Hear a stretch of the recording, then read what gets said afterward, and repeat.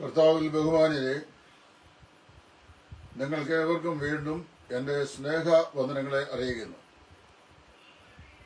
ഇന്ന് വളരെ വിചിത്രമായിരുന്ന ഒരു വിഷയമാണ് നിങ്ങളുടെ വിലപ്പെട്ട ശ്രദ്ധയിലേക്ക് കൊണ്ടുപോകാൻ ഞാൻ കർത്താവിൽ ആഗ്രഹിക്കുന്നത്.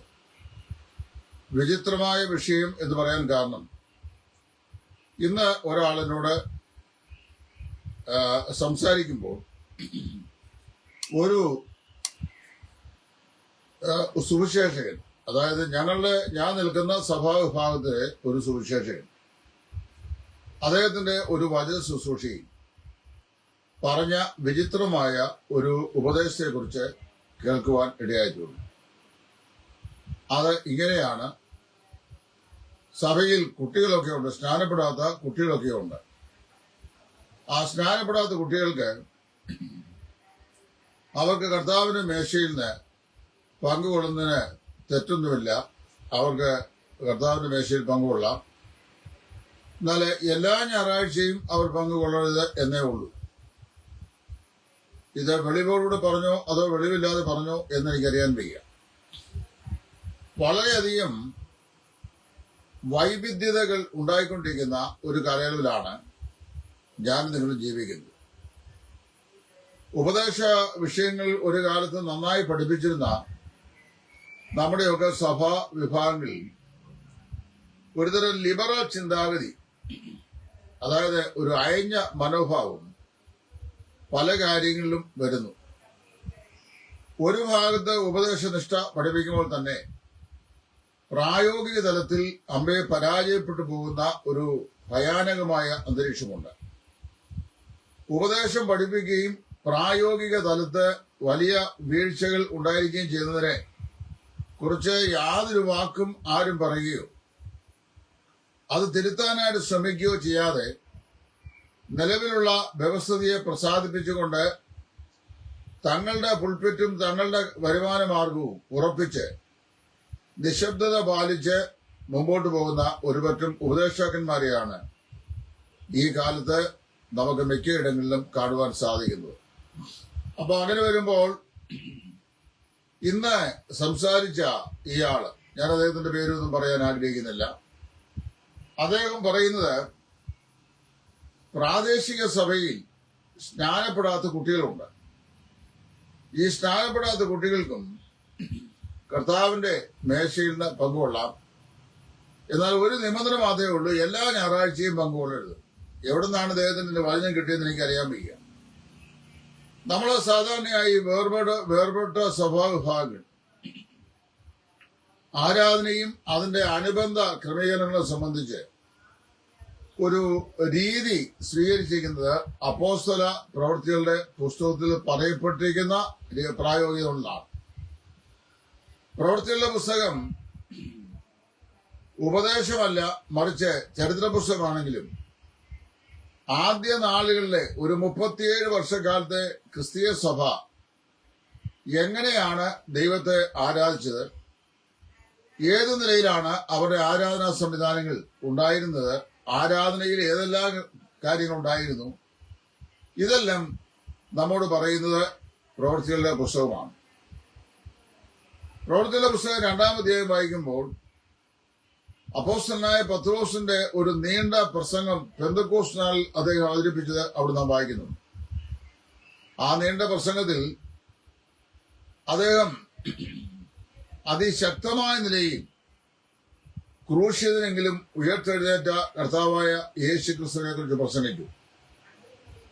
ആ പ്രസംഗത്തിനകത്ത് മനോഹരമായ ഒരു ക്രമീകരണം അദ്ദേഹം ഹൃദയത്തിൽ വെച്ചുകൊണ്ടാണ് പ്രസംഗിക്കുന്നത്. തന്റെ പ്രസംഗ വിഷയം കർത്താവായ യേശു ക്രിസ്തു എന്നുള്ളതായിരുന്നു. യേശു ക്രിസ്തുവിനെ സംബന്ധിച്ച് ദൈവം ചെയ്ത 3 കാര്യങ്ങളും യഹൂദന്മാര് യേശു ക്രിസ്തുവിനോട് ചെയ്ത 3 കാര്യങ്ങളും യഹൂദന്മാര് ഇപ്പോൾ ചെയ്യേണ്ടതായ 3 കാര്യങ്ങളും പ്രധാനപ്പെട്ട വിഷയമായി ആ പ്രസംഗത്തിന്റെ മെയിൻ പോയിന്റുകളായി തിരിച്ചിട്ട് ഓരോ പോയിന്റിനും 3 ഉപ പോയിന്റുകൾ വീതം വെച്ച് സുന്ദരമായ ഒരു പ്രസംഗം പത്രോസ് നടത്തി. ദൈവം ചെയ്ത 3 കാര്യങ്ങൾ. ഒന്ന്, ദൈവം തന്റെ മുന്നറിവിനാലും സ്ഥിരനിർണയത്താലും ലോകത്തിന്റെ രക്ഷകനായി യേശുക്രിസ്തുവിനെ ലോകത്തിലേക്ക് അയച്ചു. 2, ദൈവം അവനെ മരിച്ചവരുടെ ഇടയിൽ നിന്ന് ഉയർത്തെഴുന്നേൽപ്പിച്ചു. 3, ദൈവം അവനെ സകല നാമത്തിനും മേലായ നാമം നൽകി മഹത്വീകരിച്ചു. ഇതാണ് ദൈവം ചെയ്ത 3 കാര്യങ്ങൾ. യഹൂദന്മാരായ ഈ ആളുകൾ ചെയ്ത 3 കാര്യങ്ങൾ. അത് നാം വായിക്കുന്നത് ഇങ്ങനെയാണ്. അവരെ ജീവദായകനോട് മറുതിരിച്ചിരുന്നു. 2, അവനെ അധർമ്മികളുടെ കയ്യിൽ ഏൽപ്പിച്ചു കൊടുത്തു. 3, അവനെ ക്രൂശിച്ച് കൊന്നു. അടുത്തതായി പത്രോസ് പറഞ്ഞു, ഇനി നിങ്ങൾ ചെയ്യേണ്ട 3 കാര്യങ്ങൾ. എന്തൊക്കെയാണ് നിങ്ങൾ ചെയ്യേണ്ട 3 കാര്യങ്ങൾ? 1, നിങ്ങൾ ഓരോരുത്തരും നിങ്ങളുടെ പാപങ്ങളുടെ മോചനത്തിനായി മാനസാന്തരപ്പെടണം. 2, മരിച്ചിട്ട് ഉയർത്തെഴുന്നേറ്റിരിക്കുന്ന മഹത്വവാനായി തീർന്നിരിക്കുന്ന ഈ യേശു ക്രിസ്തുവിൽ വിശ്വസിക്കണം. 3, നിങ്ങൾ കർത്താവായ യേശു ക്രിസ്തുവിന്റെ നാമത്തിൽ സ്നാനമേൽക്കണം.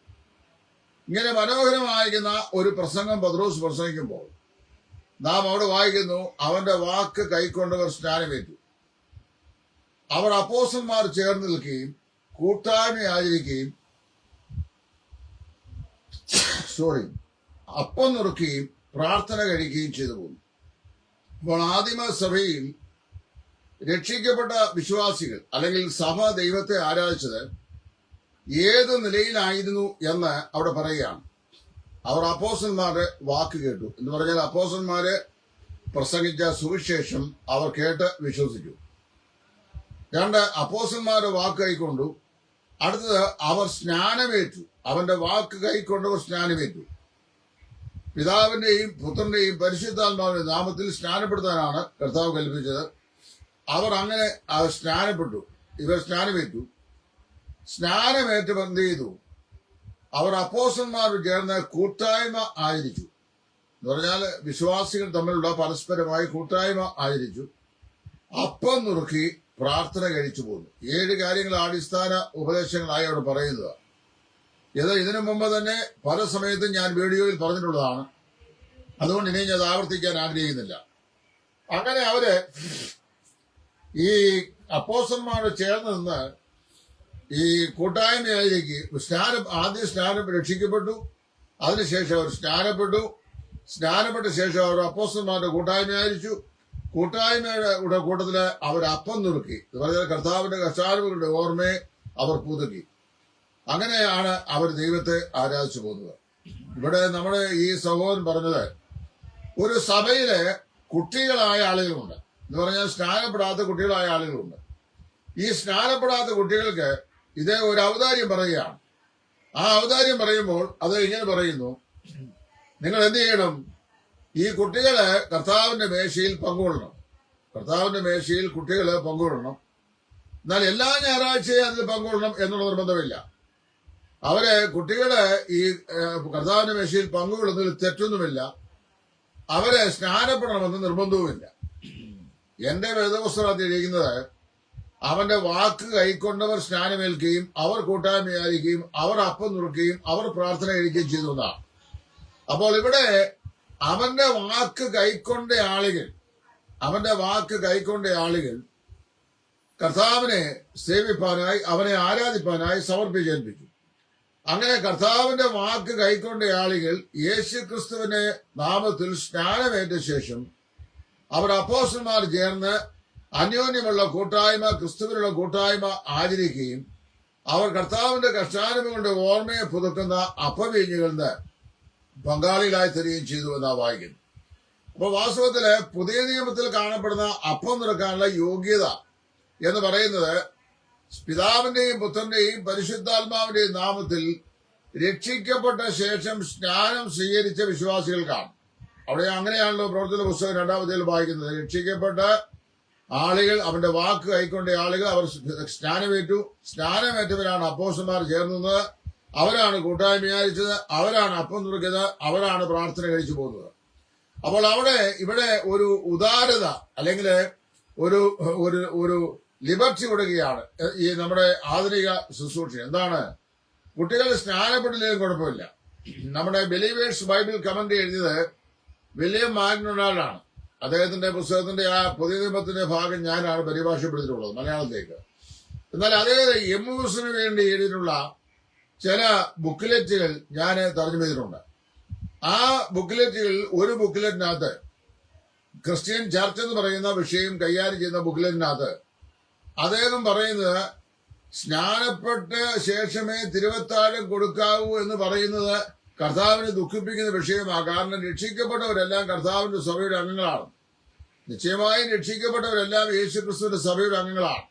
പ്രവൃത്തിയുടെ പുസ്തകം 2:47 കർത്താവ് താൻ രക്ഷിക്കപ്പെടുന്നവരെ നിരംപ്രതി സഭയോട് ചേർത്തുകൊണ്ടിരുന്നു. അങ്ങനെയാണെന്ന് പറയുമ്പോൾ തന്നെ അത് സാർവത്രിക സഭയോട് ചേർക്കപ്പെടുന്ന കാര്യമാണ്. സാർവത്രിക സഭയോട് ചേർക്കുവാൻ ഒരു സ്നാനം ആവശ്യമായിരുന്നു എന്ന് 1 കൊരിന്ത്യർ 12:13 പറയുന്നുണ്ട്. യഹൂദന്മാരോ യവനന്മാരോ ദാസരോ സ്വതന്ത്രരോ നാം എല്ലാവരും ഏക ശരീരമാകുമാറ് ഒരേ ആത്മാവിനാൽ സ്നാനമേറ്റും ഒരേ ആത്മാവിനെ പാനം ചെയ്തും ഇരിക്കുന്നു. അപ്പോൾ കർത്താവിന്റെ ശരീരമായ മാർമിക സഭയോട് ചേർക്കപ്പെടുവാനായ ഒരു സ്നാനം ആവശ്യമായിരുന്നു. അത് പുനരുദ്ധാനം ചെയ്ത കർത്താവായ യേശു പരിശുദ്ധാത്മാവിൽ രക്ഷിക്കപ്പെടുന്ന വിശ്വാസികളെ നിമജ്ജനപ്പെടുത്തുന്ന പ്രക്രിയയെക്കുറിച്ചാണ് പറയുന്നത്. അപ്പൊ സാർവത്രിക സഭയോട് ശരീരമായ സഭയോട് ചേർക്കപ്പെടണമെങ്കിൽ ഒരു സ്നാനം അനിവാര്യമാണ്. അങ്ങനെയാണെങ്കിൽ സാർവത്രിക സഭയുടെ ദൃശ്യഭാവമായിരിക്കുന്ന പ്രാദേശിക സഭയിലെ വിശ്വാസികൾ പ്രാദേശിക സഭയോട് ചേർന്ന് ആ കർത്താവിനെ ആരാധിക്കുന്ന ആരാധനയുടെ ക്രമീകരണത്തിന് ഒരു സ്നാനം ആവശ്യമാണ്. അതിനെ ജലസ്നാനം എന്നാണ് പറയുന്നത്. അതായത് ആത്മാവിനാൽ സ്നാനപ്പെട്ട രക്ഷിക്കപ്പെട്ട വിശ്വാസികൾക്ക് അതിന്റെ സിംബോളിക് എക്സ്പ്രഷൻ ആയിരിക്കുന്ന ഈ വാട്ടർ ബാപ്റ്റിസം ജലസ്നാനം അത് നെസസറിയാണ്, അത്യാവശ്യമാണ്, മാൻഡേറ്ററിയാണ് എന്ന് ദൈവത്തിന്റെ വചനം വളരെ വ്യക്തമായി പറയുന്നു. അങ്ങനെ വരുമ്പോൾ രക്ഷിക്കപ്പെട്ട വിശ്വാസികൾ എല്ലാവരും സാർവത്രിക സഭയുടെ അംഗങ്ങളാണെങ്കിലും സാർവത്രിക സഭയല്ല കർത്താവിന്റെ മേശ ആചരിക്കുന്നത്. കർത്താവിന്റെ മേശയുടെ ആചരണം പ്രാദേശിക സഭയിലാണ്. സാർവത്രിക സഭയുടെ അംഗങ്ങൾ കഴിഞ്ഞ 20 നൂറ്റാണ്ടുകൾ ജീവിച്ച് മൺമറഞ്ഞവരും 21-ാം നൂറ്റാണ്ടിൽ ഇപ്പോൾ ജനിച്ച് ജീവിക്കുന്നവരും കർത്താവ് വരുവാൻ താമസിച്ചാൽ ഇനിയും ജനിച്ച് രക്ഷിക്കപ്പെട്ട് ജീവിക്കാനുള്ളവരുമായ ആളുകൾ ചേർന്നാണ് സാർവത്രിക സഭ. അത് കാലത്തിന്റെ 3 പ്രവിശ്യകളിലായി വിശാലമായി നീണ്ടു നിവർന്ന് കിടക്കുന്നു. എന്നാൽ പ്രാദേശിക സഭയാണ് ഭൂമിയിൽ ദൈവത്തെ ആരാധിക്കുന്നത്. പ്രാദേശിക സഭയാണ് കർത്താവിന്റെ മേശയുടെ ആചരണം അത് ആ നിലയിൽ ആചരിക്കുന്നത്. അങ്ങനെ വരുമ്പോൾ ഈ പ്രാദേശിക സഭയോട് ചേർക്കപ്പെടുവാനും ഒരു സ്നാനം ആവശ്യമാണെന്ന് ദൈവം പറയുന്നു. ആ സ്നാനത്തിന്റെ പേരാണ് ജലസ്നാനം അല്ലെങ്കിൽ വിശ്വാസ സ്നാനം എന്ന് പറയുന്നു. അത് ആർക്കാണ് എന്നുള്ളതില് വളരെ വ്യക്തമായി ദൈവത്തിന്റെ വചനം പറഞ്ഞിട്ടുണ്ട്. ആർക്കാണ്? പുതിയ നിയമത്തിലെ ജലസ്നാനം ആർക്കാണ് കൽപ്പിച്ചിരിക്കുന്നത്, ആരാണ് ചെയ്യേണ്ടത് എന്നുള്ളതിന്റെ ഏറ്റവും വ്യക്തമായ തെളിവാണ് പ്രവൃത്തിയുടെ പുസ്തകം 8-ാം അധ്യായം. എത്യോപ്യയിലെ രാജ്ഞിയുടെ ധനകാര്യ വകുപ്പ് കൈകാര്യം ചെയ്യുന്ന ഒരു ഷണ്ണൻ യെരുശലേമിൽ പോയി നമസ്കരിക്കാൻ പോയിട്ട് മടങ്ങി വരുന്ന വഴിക്ക് യെശയ്യാ പ്രവാചകന്റെ പുസ്തകത്തിന്റെ ഒരു ചുരുളും വാങ്ങി തന്റെ തേരിൽ നിന്ന് വായിച്ചുകൊണ്ട് വരുമ്പോൾ ശമരിയായിൽ ശുശ്രൂഷ ചെയ്യുന്ന ഫിലിപ്പോസ് എന്ന് പറയുന്ന സുവിശേഷകനെ പെണ്ണെ ദൈവാത്മാവ് ഗസക്കരിയുടെ നിർജ്ജനമായ ദേശത്തേക്ക് നടത്തി അവിടെ വെച്ച് ഈ ഷണ്ണനുമായി സംഗമിക്കുകയും അവനോട് ഈ വചനങ്ങളെ അടിസ്ഥാനമാക്കി യേശു ക്രിസ്തുവിനെ കുറിച്ചുള്ള സുവിശേഷം പറയുകയും ചെയ്തു. യേശു ക്രിസ്തുവിനെ കുറിച്ചുള്ള സുവിശേഷം പറഞ്ഞു കഴിഞ്ഞപ്പോൾ ആ സുവിശേഷം ഈ ഷണ്ണന്റെ ജീവിതത്തിൽ അത്ഭുതാത്മകമായ രൂപാന്തരമുണ്ടാക്കി. ഷണ്ണൻ കർത്താവായ യേശുവിനെ രക്ഷിതാവും കർത്താവുമായി സ്വീകരിച്ചു.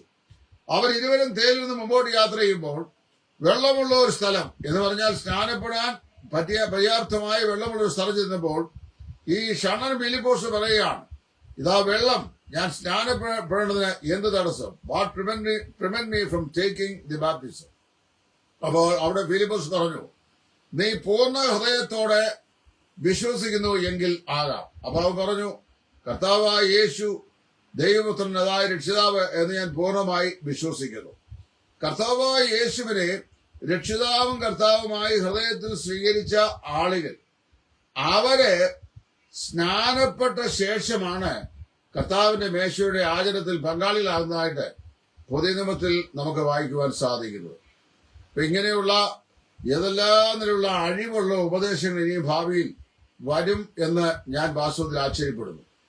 നമ്മുടെ സഭകളിൽ ഇങ്ങനെയുള്ള ഏതെങ്കിലുമൊക്കെ ക്രമക്കേട് ഉണ്ടായിക്കഴിഞ്ഞാൽ, പ്രത്യേകിച്ച് ഒരു തെറ്റ് ഒരാൾ പറഞ്ഞാൽ, അത് തെറ്റ് പ്രായോഗികത്തിൽ കാണിച്ചാൽ അത് തെറ്റാണെന്ന് പറയാനോ തിരുത്താനോ കഴിയാൻ വയ്യാത്തൊരു വല്ലാത്ത സാഹചര്യത്തിലാണ് ഇന്ന് സഭ ആയിരിക്കുന്നത്.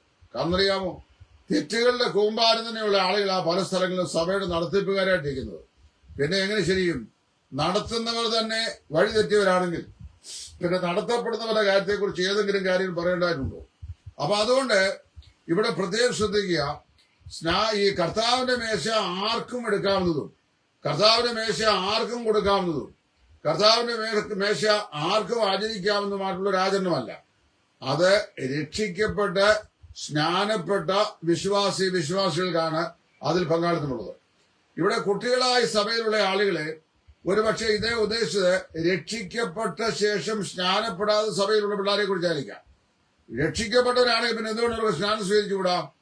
രക്ഷിക്കപ്പെട്ട കുഞ്ഞുങ്ങളാണെങ്കിൽ കർത്താവിനോടുള്ള അനുസരണത്തിന്റെ അടയാളമായി, കർത്താവിന്റെ കൽപ്പനയോടുള്ള അനുസരണത്തിന്റെ അടയാളമായി കർത്താവ് കൽപ്പിച്ചിരിക്കുന്ന ക്രിസ്തീയ അനുഷ്ഠാനമായ സ്നാനജലത്തിൽ അവർ പിതാവിന്റെയും പുത്രന്റെയും പരിശുദ്ധാത്മാവിന്റെ നാമത്തിൽ സ്നാനപ്പെടുകയും അങ്ങനെ പഴയ മനുഷ്യനെ അവന്റെ രാഗമോഹങ്ങളുടെ ഉരിഞ്ഞു കളഞ്ഞ ശേഷം കർത്താവായ യേശു ക്രിസ്തുവിൽ ധരിക്കപ്പെട്ടിരിക്കുന്ന പുതുമനുഷ്യന്റെ പ്രവൃത്തിയോടുകൂടെ ശേഷം വിശ്വാസത്തോട് ചേർന്ന് ദൈവത്തെ ആരാധിക്കുകയും കർത്താവിന്റെ മേശയിൽ പങ്കാളികളാകുകയും ചെയ്യണം. അല്ലാതെ കുറെ കുട്ടികൾ സഭയിൽ രക്ഷിക്കപ്പെട്ടവരായിട്ടുണ്ട്. ആ രക്ഷിക്കപ്പെട്ട കുഞ്ഞുങ്ങൾ സ്നാനപ്പെട്ടില്ലെങ്കിലും വേണ്ടിയില്ല, അവർക്ക് തിരുവത്താഴം എടുക്കാം എന്ന് പറഞ്ഞു പഠിപ്പിച്ചാൽ വരുന്ന നാളുകൾ എന്ത് സംഭവിക്കുന്നറിയാമോ? സ്നാനം ഒരു മാൻഡേറ്ററി സബ്ജക്റ്റ് അല്ല വരും. അപ്പൊ സ്നാനപ്പെട്ടില്ലെങ്കിലും എന്ത് ചെയ്യാം?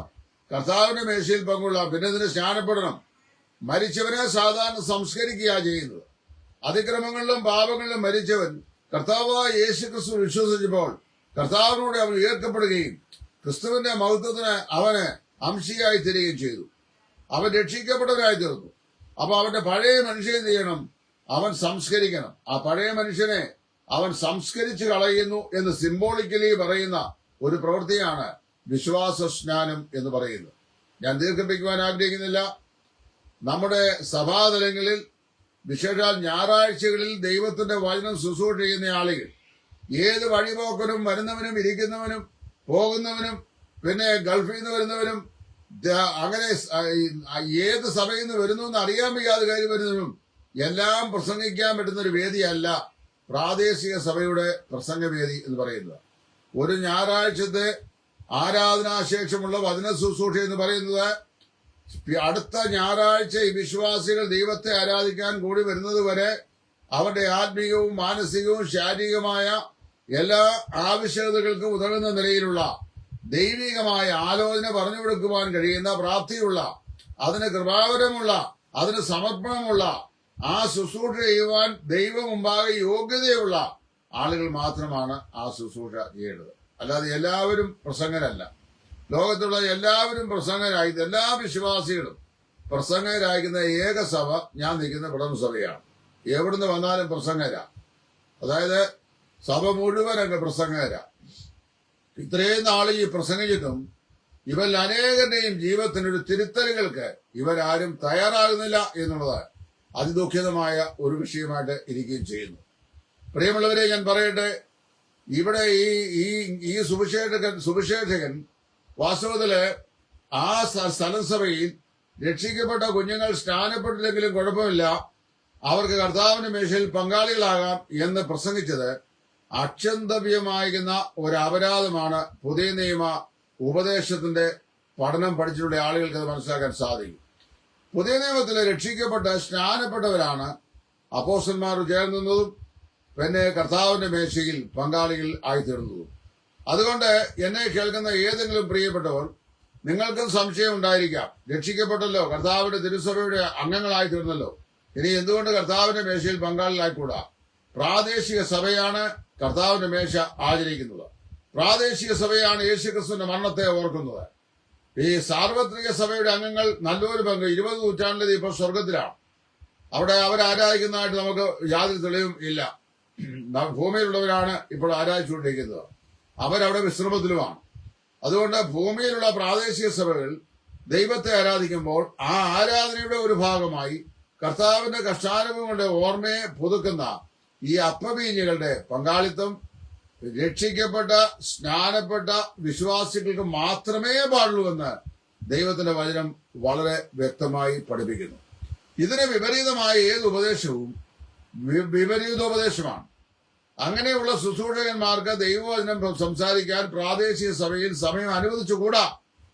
അല്ലെങ്കിൽ ഇതുപോലെയുള്ള വിഷയങ്ങൾ സംസാരിക്കുമ്പോൾ ഉപദേശകനുമായി തെറ്റ് സംസാരിക്കുമ്പോൾ പ്രാപ്തിയുള്ള മൂപ്പന്മാരാണ് ആ സ്ഥലസഭയിൽ ഉള്ളതെങ്കിൽ അവരെന്ത് ചെയ്യും? നിശ്ചയമായും അങ്ങനെയുള്ള ശുശ്രൂഷ ചെയ്യുന്ന സഹോദരനെ വിലക്കുകയും അദ്ദേഹത്തെ ശാസിക്കുകയും ചെയ്യും. ഇത് വചനവിരുദ്ധമാണ്, അത് ചെയ്യാൻ പാടില്ല, ദൈവത്തിന് നിങ്ങൾ പറയുന്ന ആശയത്തെ അനുകൂലിക്കുന്നില്ല എന്ന് പറയാൻ സാധിക്കണം. പക്ഷെ അതിന് മൂപ്പന്മാരായി ചുമ്മാ കസേരയിലിരിക്കുന്ന ആളുകളോട് പറ്റുമോ? അതിന് കഴിവുള്ള ആൾക്കാർ വേണ്ടേ? വചനം എന്താണ് പറയുന്നത് എന്ന് പറഞ്ഞു മനസ്സിലാക്കാൻ കഴിവുള്ള, മനുഷ്യഭയമില്ലാത്ത, ദൈവത്തെ എരിവോട് സേവിക്കുന്ന സമർപ്പണ ബോധമുള്ള മൂപ്പന്മാരുണ്ടെങ്കിൽ അവർക്ക് മാത്രമേ അത് കറക്റ്റ് ചെയ്യാനായിട്ട് സാധിക്കുകയുള്ളൂ. ഞാൻ തൽക്കാലം ഈ വീഡിയോ ഇവിടെ നിർത്തുകയാണ്. സ്നാനം കർത്താവിന്റെ മേശ ആർക്കാണ് അവകാശപ്പെട്ടത്? രക്ഷിക്കപ്പെട്ട് സ്നാനപ്പെട്ട് വിശുദ്ധ ജീവിതം നയിക്കുന്ന വിശ്വാസികൾക്കാണ്. വിശുദ്ധ ജീവിതം വളരെ പ്രധാനപ്പെട്ട വിഷയമാണ്. അതുകൊണ്ടാണ് 1 കൊരിന്ത്യർ 11-ാം അധ്യായത്തിൽ നമ്മൾ ശരീരത്തെ വിവേചിച്ചിട്ട് വേണം ഓരോരുത്തരും ഈ അപ്പത്തിൽ തന്നെയും പാനപാത്രത്തിൽ നിന്ന് കുടിക്കുകയും ചെയ്യുവാൻ എന്ന് കർത്താവ് പൗലോസ് പ്രത്യേകം കൽപ്പിച്ചിട്ടുണ്ട്. അതുകൊണ്ട് ഞാൻ ഇവിടെ എംഫസൈസ് ചെയ്ത് പറയട്ടെ, രക്ഷിക്കപ്പെട്ടവനായിരിക്കണം, പിതാവിന്റെയും പുത്രന്റെയും പരിശുദ്ധാത്മാവിന്റെയും നാമത്തിൽ സ്നാനപ്പെട്ടവനായിരിക്കണം. 3, വിശുദ്ധ ജീവിതം നയിക്കുന്നവനുമായിരിക്കണം. അല്ലാതെ ആഴ്ചയുടെ 6 ദിവസം തമ്പാക്ക് വായിലിട്ട് ചവച്ചും ചീട്ട് കളിച്ചും ചെസ് കളിച്ചും ചൂത് കളിച്ചും മൂക്കിപ്പൊടി വലിച്ചും പിന്നെ അത്യാവശ്യം സേവയ്ക്ക് വല്ലതും കിട്ടിയ അതും കഴിച്ചേച്ച് ഞായറാഴ്ച വന്ന് കർത്താവിന്റെ മേശ നുള്ളി തിന്നിച്ചു പോകുന്നവനല്ല വിശ്വാസി. വിശുദ്ധ ജീവിതത്തിനായി തന്നെത്താൻ സമർപ്പിച്ചവനാണ്. കുഞ്ഞുങ്ങൾക്ക് രക്ഷിക്കപ്പെട്ടവരാണെങ്കിൽ സ്നാനത്തിന് ക്ലാസ് എടുക്കണം. സ്നാനത്തിന്റെ അനിവാര്യതയെക്കുറിച്ച് അവരെ ബോധ്യപ്പെടുന്നത്. അവർ സ്നാനപ്പെട്ട ശേഷം എന്ത് ചെയ്യണം? കർത്താവിന്റെ മേശയിൽ പങ്കാളിയാകണം. അതല്ലെങ്കിൽ ജീവിത വിശുദ്ധിയെ സംബന്ധിച്ച അശേഷ അവബോധമില്ലാത്ത ഒരു തലമുറയെ വാർത്തെടുക്കാൻ മാത്രമേ ഇതുപോലുള്ള ദുരുപദേശ പ്രസംഗങ്ങൾ ഉപകരിക്കപ്പെടുകയുള്ളൂ എന്ന് സൂചിപ്പിച്ചുകൊണ്ട് ഞാൻ തൽക്കാലം ഈ വീഡിയോ നിർത്തുന്നു. ദൈവനാമം മഹത്വപ്പെടട്ടെ.